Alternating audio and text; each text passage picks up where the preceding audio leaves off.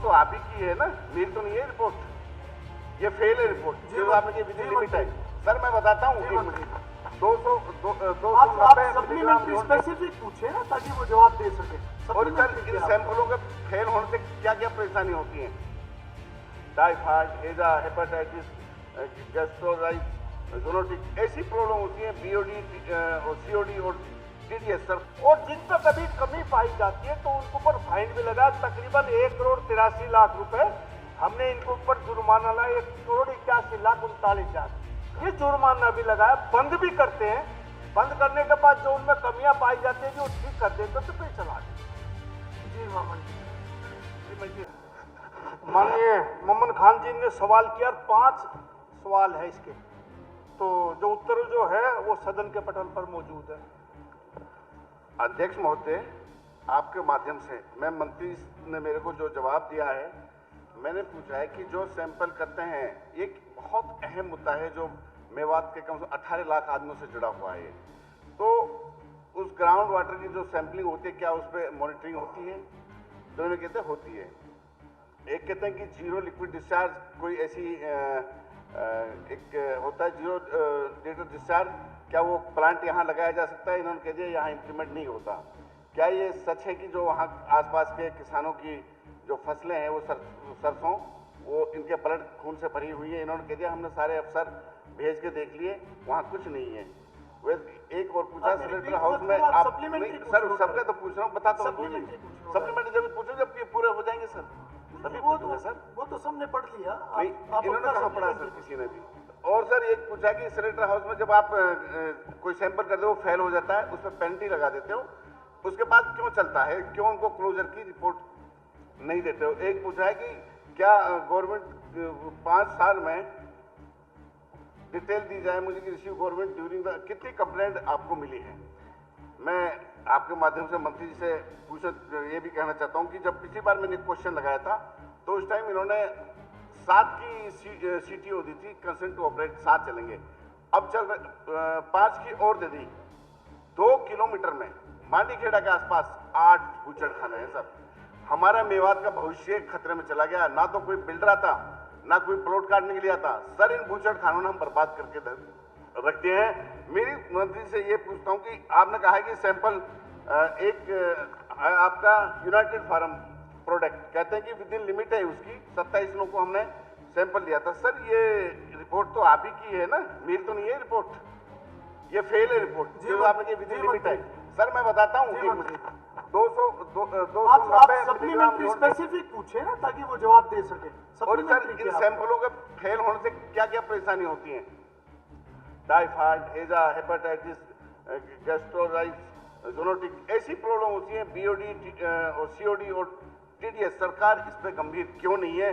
जब जब इनके सैंपल फेल हो रहे हैं, एक मिनट, जब इनके सैंपल फेल हो रहे हैं, मैंने आपको वीडियो भी दिखाई, मेरे पे वीडियो भी आ गया, उनका वीडियो भी है सर, उसमें खेत सर ब्लड से भरे हुए हैं। क्यों सरकार कंट्रोल, सरकार नहीं है, सरकार में साथ क्यों, ये मैं कह सकता हूं है, सरकार बूचड़ खानों को क्यों बचाना चाहती है? क्यों गंभीर नहीं, आपके प्रश्न का जवाब दे रहे हैं, बताइए मंत्री को। बूचड़ खाना भी अध्यक्ष महोदय की इंडस्ट्री है और वो कहीं भी लगाना चाहेगा तो उसको सरकार काम देकर नॉर्म्स पूरे हो तो वो दे देती है। अब ये इनका काम है कि कोई नूह में लेना चाहे, कोई गुड़गांव लेना चाहे, कोई अम्बाड़ा में लेना चाहे, हम रोक तो सकते नहीं।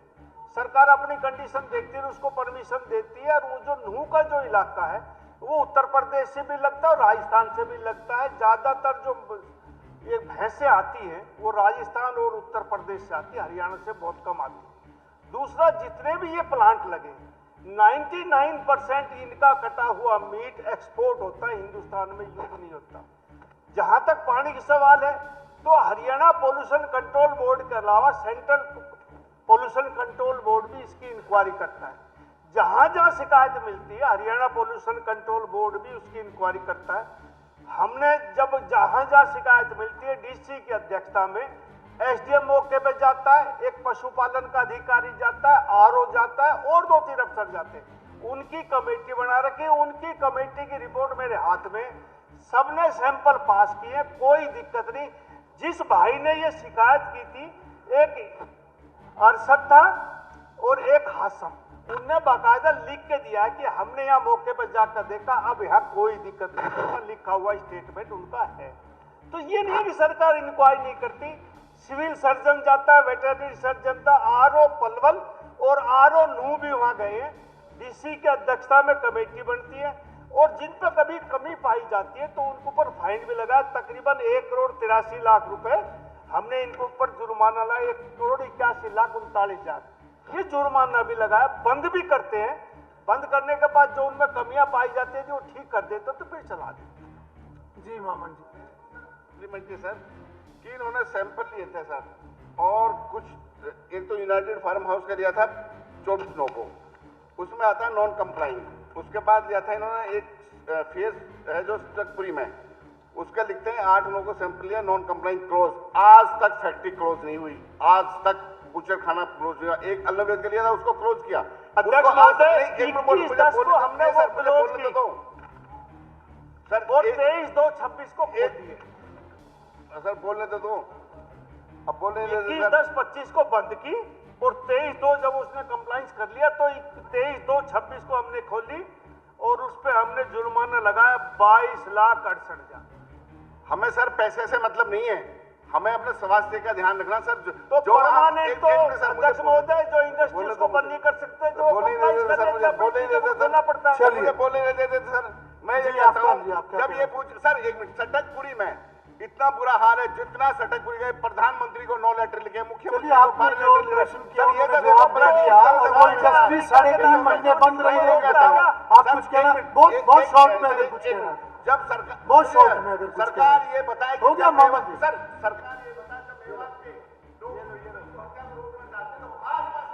चलिए आफ्ताब जी आप भी शॉर्ट में करें, फिर इकट्ठा मंत्री जी बता देंगे। जी मैं आपके माध्यम से मंत्री जी से यही कहूंगा कि इन बूचड़ खानों के अत्यधिक खुलने से एक ही इलाके में वहां जो है वायु प्रदूषण और बदबू का और जीना दूभर हुआ पड़ा है, मक्खियों का और बीमारियों का, और खेतों को नुकसान बड़ा भारी पैमाने पे हो रहा है। तो इसको एक अध्यक्ष महोदय सरकार जो है ना सारी उनको ना करे, जिससे कि कोई अप्लाई कर दे तो ये एक ही अध्यक्ष महोदय कल ही सीएम साहब की मीटिंग हुई थी और सीएम साहब ने भी ये कहा कि भाई इसके ऊपर गौर करो। अब हम एक कमेटी बना रहे हैं, कोशिश करेंगे कि आगे सीटी ना दिया जाए, लेकिन जिनको सीटी हमने दे दिया है वे अपनी जमीन खरीद चुके, मशीन को ऑर्डर दे चुका, वे तो लगेंगी, लेकिन आगे से हम इस बात का ध्यान रखेंगे सीटी ना दी जाए। चलिए माननीय सदस्यगण, अब प्रश्नकाल समाप्त होता है।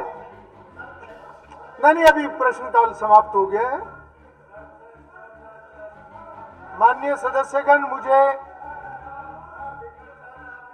आज सदन की कार्रवाई देखने के लिए दर्शक दीर्घा में पीएम श्री राजकीय वरिष्ठ माध्यमिक विद्यालय नरवाना, जिला जींद के विद्यार्थीगण तथा अध्यापकगण उपस्थित हैं।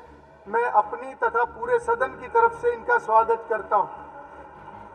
माननीय सदस्यगण,